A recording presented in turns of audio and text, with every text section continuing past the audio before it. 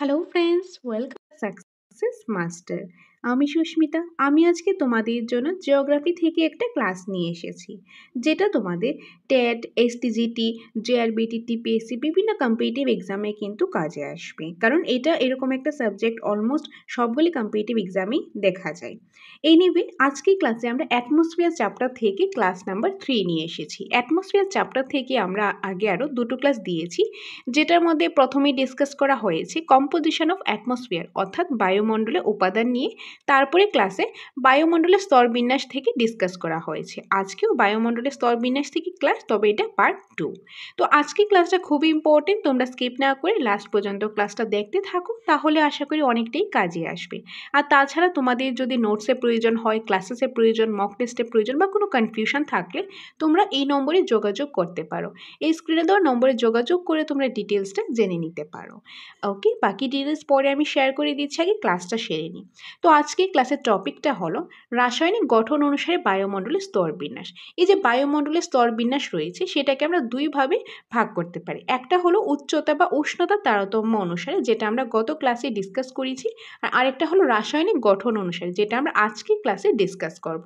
কিন্তু তার আগে আমাদের বায়ুমণ্ডলটাকে সেটা জানতে লাগবে। আমি আগের ক্লাসগুলিতে অলরেডি বলেছি, তাও এখানে আমি শর্টে বলে দিচ্ছি। ধরো এটা হলো পৃথিবী। এখন পৃথিবী যে ভূপৃষ্ঠে আমরা বসবাস করছি, পৃথিবীর উপরে, ভূপৃষ্ঠের উপরে, পৃথিবীর চারদিকে যে পৃথিবীকে যে বেষ্টন করে আছে বিভিন্ন গ্যাসীয় আবরণ, জলীয় বাষ্প, ধূলিকণা, এই সবগুলো নিয়ে কিন্তু বায়ুমণ্ডলটা গঠন হয়েছে, যেটা অদৃশ্য থাকে, যেটা আমরা চোখে দেখতে পাই না, কিন্তু এটা যে আছে, এক্সিস্ট করছে, সেটা আমরা ফিল করতে পারি। ওইগুলি হলো বায়ুমণ্ডল। আর এই বায়ুমণ্ডল যে গঠন হয়েছে, সেটা এক একটা লেয়ার রয়েছে, এক একটা স্তর রয়েছে, যেরকম নিচের স্তর ট্রপোস্ফিয়ার, স্ট্র্যাটোস্ফিয়ার, মেসোস্ফিয়ার, এরকম করে স্তর রয়েছে। সেগুলি হলো উচ্চতা বা উষ্ণতার তারতম্য অনুসারে, যেটা আমরা গত ক্লাসে ডিসকাস করেছি। তো এই যে স্তরগুলি রয়েছে, এগুলিকে আবার রাসায়নিকভাবেও ভাগ করা হয়েছে। তো রাসায়নিক গঠন অনুসারেই বায়ুমণ্ডলকে যে স্তরবিন্যাস করা হয়েছে, সেটাই আমরা দেখে নেব। রাসায়নিক গঠন অনুসারে বায়ুমণ্ডলের স্তরবিন্যাস। তো রাসায়নিক গঠন অনুসারে বায়ুমণ্ডলকে দুই ভাগে ভাগ করা যায়। একটা হলো হোমোস্ফিয়ার বা সমমণ্ডল, আরেকটা হলো হেটেরোস্ফিয়ার বা বিষমমণ্ডল। তো প্রথমেই আমরা জেনে নেব হোমোস্ফিয়ার বা সমমণ্ডল। হোমোস্ফিয়ার বা সমমণ্ডলটা কি? ভূপৃষ্ঠ থেকে ঊর্ধ্বে 90 কিলোমিটার পর্যন্ত অঞ্চলে বায়ুমণ্ডলের রাসায়নিক গঠন ও বিভিন্ন গ্যাসের অনুপাত একই রকম থাকে বলে একই হোমোস্ফিয়ার বা সমমণ্ডল বলে। ওকে, তো এখানে কি বলা হয়েছে, ভূপৃষ্ঠ থেকে, ধরো এই যে এটা হলো ভূপৃষ্ঠ। ওকে, ভূপৃষ্ঠ মানে ভূপৃষ্ঠের মধ্যে যেখানে আমরা বসবাস করছি, ভূপৃষ্ঠ থেকে তার উপর দিকে যদি যায়, তো গ্যাসীয় আবরণ থাকে, সেটা তো বায়ুমণ্ডল আমরা জানি। এই বায়ুমণ্ডলের মধ্যেই আবার অনেকগুলি পার্ট রয়েছে, অনেকগুলি স্তর রয়েছে। তার মধ্য থেকে এই ভূপৃষ্ঠ থেকে প্রায় 80-90 কিলোমিটার পর্যন্ত, ওকে, প্রায় 80-90 কিলোমিটার পর্যন্ত যে উচ্চতাটা রয়েছে, যে অঞ্চলটা রয়েছে, সেখানে বিভিন্ন ধরনের রাসায়নিক গঠন হয়, বিভিন্ন গ্যাসের মিশ্রণ রয়েছে। ওইখানে কি হয়, বিভিন্ন গ্যাসের যে অনুপাতটা প্রায় সেমই থাকে, একই রকম থাকে, সে তার জন্য তাকে সমমণ্ডল বলা হয়, বা তার আরেকটা নাম হলো হোমোস্ফিয়ার। ওকে, ওইটাই হলো হোমোস্ফিয়ার।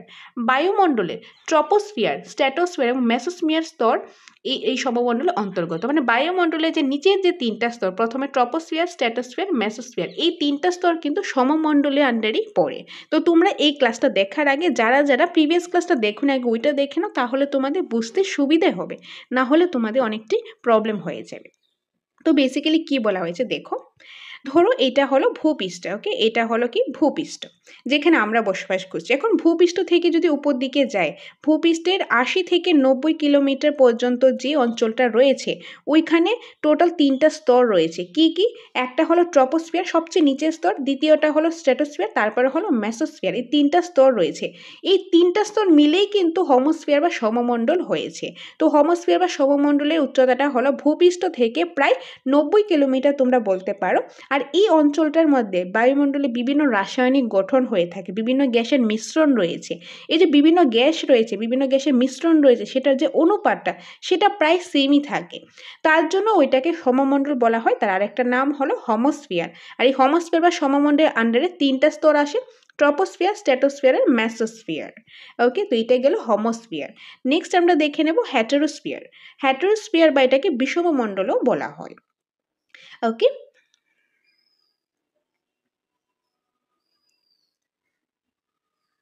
এখন আমরা দেখে নেব হোমোস্ফিয়ারের উপাদান। হোমোস্ফিয়ারটা যে গঠিত হয়েছে সেটা কি কি উপাদান দিয়ে গঠিত হয়েছে। হোমোস্ফিয়ার মূলত 3 ধরনের উপাদান দ্বারা গঠিত। সেগুলি কি? বিভিন্ন গ্যাসীয় পদার্থের মিশ্রণ, জলীয় বাষ্প এবং জৈব ও অজৈব কণিকা। এই যে হোমোস্ফিয়ারটা রয়েছে, হোমোস্ফিয়ারটা কতটুকু? যে প্রায় ভূপৃষ্ঠ থেকে, এই যে ভূপৃষ্ঠ থেকে প্রায় 80-90 কিলোমিটার পর্যন্ত যে অঞ্চলটা, সেটা হলো কি হোমোস্ফিয়ার বা সমমণ্ডল। আর এই জায়গাটার মধ্যে 3টা স্তর রয়েছে। কি কি?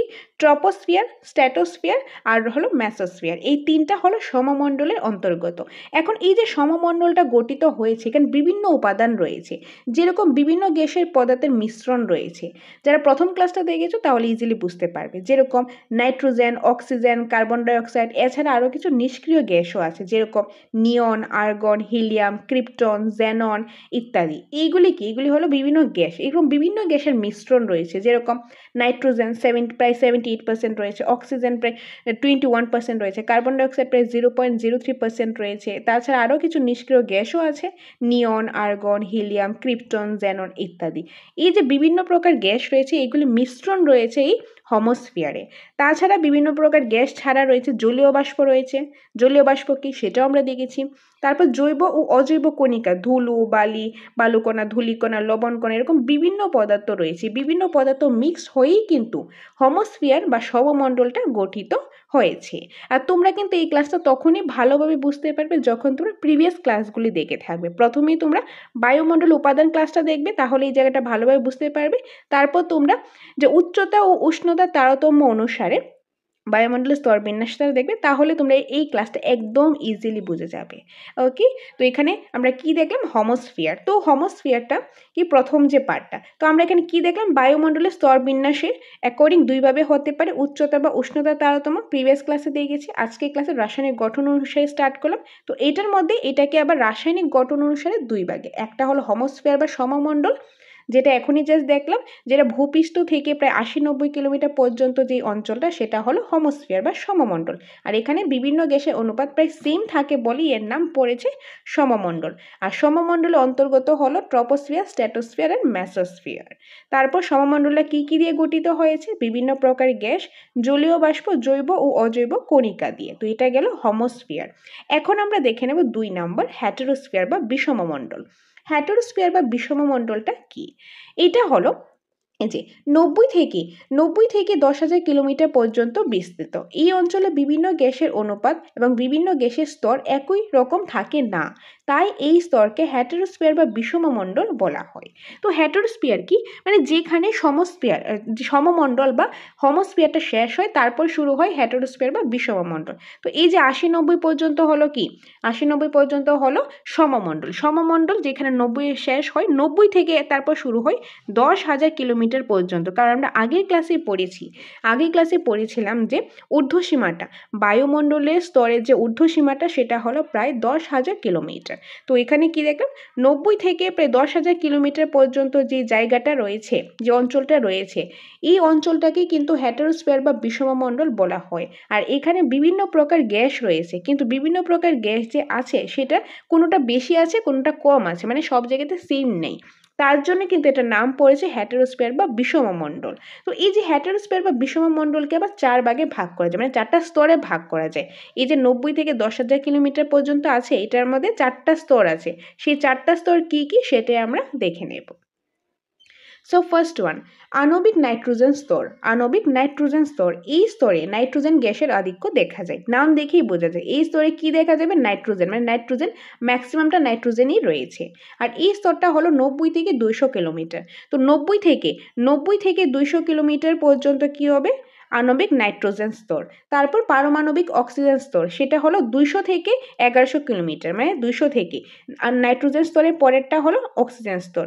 200 থেকে প্রায় 1100 কিলোমিটার পর্যন্ত হলো পারমাণবিক অক্সিজেন স্তর। আর এই স্তরে প্রধানত অক্সিজেন দ্বারা গঠিত। প্রথমে নাইট্রোজেন, তারপর অক্সিজেন, তারপর রয়েছে কি? হিলিয়াম স্তর। 1100 থেকে 3500 কিলোমিটার পর্যন্ত স্তরে হিলিয়াম গ্যাসে প্রাধান্য দেখা যায়। তারপর হাইড্রোজেন স্তর, এই স্তর 3500 থেকে 10,000 কিলোমিটার পর্যন্ত বিস্তৃত, প্রধানত হাইড্রোজেন পরমাণু দ্বারা গঠিত। এই স্তর অসীম আকাশে আন্তঃগ্রহের গ্যাসীয় মণ্ডলের সঙ্গে মিশে যায়। তো এটা যেহেতু লাস্টের স্তরটা, এটা আস্তে আস্তে গিয়ে আন্তঃগ্রহের সাথে এটা মিশে যায়। তো এটাই গেল কি বিষম মণ্ডল। ওকে, তো আমরা যদি পিকচারের সাহায্যে দেখি তাহলে জিনিসটা আরো ভালোভাবে বুঝতে পারবো। ধরো এটা হলো ভূপৃষ্ঠ। ওকে, ভূপৃষ্ঠ। আমরা যদি একদম ইন্টেরিয়র অফ দ্য আর্থ থেকে দেখি, প্রথমেই রয়েছে পৃথিবী কেন্দ্রমণ্ডল, তারপর হচ্ছে গুরুমণ্ডল, তারপর হলো ভূপৃষ্ঠ। তো এই ভূপৃষ্ঠ থেকে শুরু হচ্ছে, কারণ আমরা কোথায় বসবাস করছি? আমরা ভূপৃষ্ঠে বসবাস করছি, এখানে আমরা বসবাস করছি।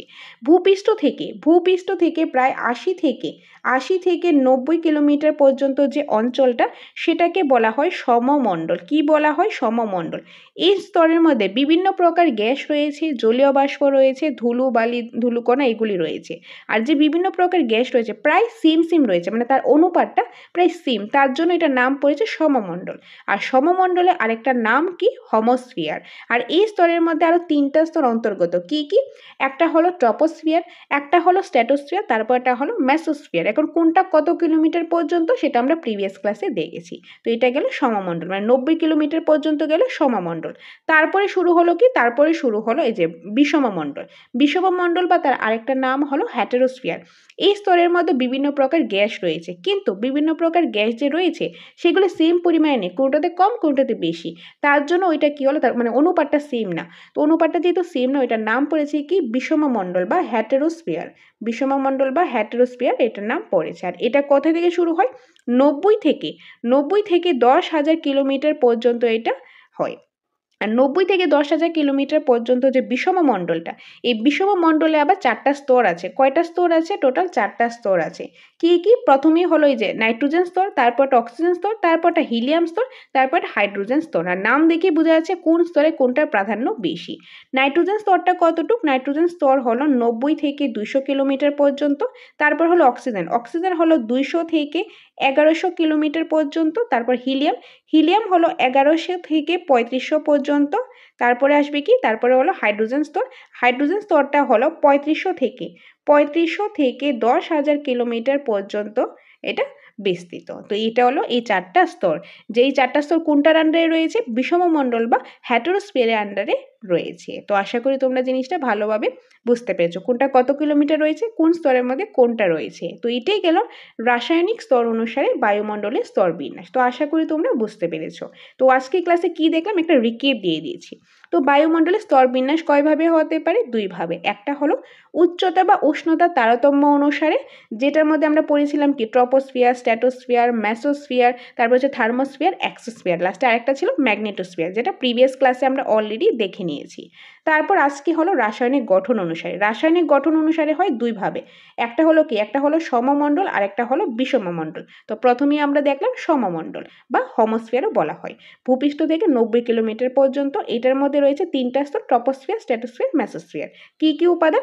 বিভিন্ন গ্যাসীয় পদার্থের মিশ্রণ, জলীয় বাষ্প, জৈব ও অজৈব কণিকা। তারপরে রইল হ্যাটেরোস্ফিয়ার বা বিষমমণ্ডল, যেটা 90 থেকে 10,000 কিলোমিটার পর্যন্ত হয়। আর এটার আন্ডারে কি রয়েছে? এটার আন্ডারে 4টা মণ্ডল রয়েছে, 4টা স্তর রয়েছে। কি কি? নাইট্রোজেন স্তর, অক্সিজেন স্তর, তারপর হিলিয়াম স্তর, হাইড্রোজেন স্তর। কোনটা কত কিলোমিটার সেটাও আমরা দেখে নিয়েছি। তো আশা করি তোমরা ভালোভাবে ক্লাসটা বুঝতে পেরেছো। খুবই একটা ইজি ক্লাস। তো নেক্সট ক্লাসটা খুব শীঘ্রই তোমরা পেয়ে যাবে। আর তোমাদের যদি কোনো কনফিউশন থাকে, কোনো কিছু প্রয়োজন হয়, নোটস, ক্লাস, মক টেস্ট, যেটাই তোমাদের প্রয়োজন হয়, TET 1 হোক কিংবা 2 হোক কিংবা STGT, সম্পূর্ণটাই আমাদের এখানে অ্যাভেলেবেল রয়েছে। অ্যাকর্ডিং টু সিলেবাস রয়েছে, একদম খুব ডিটেলস আলোচনা, পাশাপাশি কোশ্চেন আনসার আর MCQs। তাছাড়া মক টেস্টও রয়েছে, অনলাইনও রয়েছে, অফলাইনও রয়েছে, এবং ক্লাসও রয়েছে অনলাইন অফলাইন বোথ। তো তোমার যেটা প্রয়োজন, যেভাবে প্রয়োজন, সেটার জন্য তোমরা আমাদের সাথে যোগাযোগ করতে পারো স্ক্রিনে দেওয়া নম্বরে। ওকে, সো এটাই তোমাদের সাথে শেয়ার করা ছিল। দেখা হবে তোমাদের সাথে পরবর্তী একটা ক্লাসে। Thanks for watching.